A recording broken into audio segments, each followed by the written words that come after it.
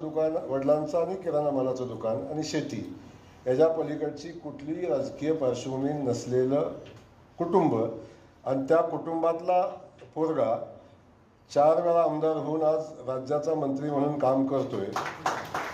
या सगळ्या माझ्या प्रक्रियेमध्ये जर मला सगळ्यात मोठी साथ, सगळ्यात मोठं ताकद आणि माझे विचार पुढे घेऊन जायला आणि मला प्लॅटफॉर्म कोणी दिला असेल तर तो आमच्या पत्रकार बांधवांनी दिला।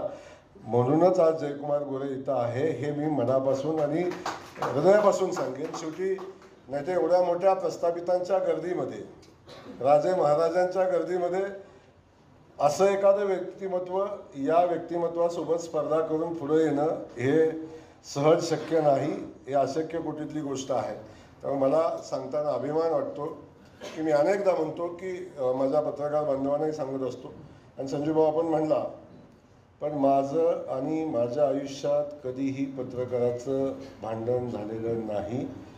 पत्रकारिता आणि माझं खूप जवळचं नातं जपणारा मी कार्यकर्ता आहे। शेवटी आपल्या चांगल्या आणि वाईट गोष्टी मांडणारा पत्रकार आपल्याला जीवनामध्ये सुधारण्याची संधी निर्माण करून संजू की भावना मी फोन केला जयकुमारला तुम्ही आला। संजू भाऊ तुमचा अधिकारच आहे, माझ्यावर अधिकार आहे तुमचा। म्हणजे जी लोक मी आजही सांगतो, विशालजी मगाशी म्हणजे खरं आहे, वानखेडे साहेब मी किती मोठा झालो, मी पहिलंच सांगितलं पहिल्या दिवशी मंत्रीपद हे खूप काचेचं भांडं आहे, खूप अस्थिर आहे, हे कधीच परमनंट नाही, हे काही परमनंट नाही। राजकारणातली कुठलीच गोष्ट परमनंट नाही। त्यामुळे राजकारण आपण घडवत असताना आपल्या पायापासून ज्या गोष्टी आपल्यासोबत होत्या, जी लोक आपल्यासोबत होती तीच आपल्यापर्यंत शेवटपर्यंत राहणार आहे। आज मी पहिलाच सांगितलं की मंत्रीपद लगेच होईल, लगेच माझी होते, काय वेळ लागत नाही त्याला माझी आजी व्हायला।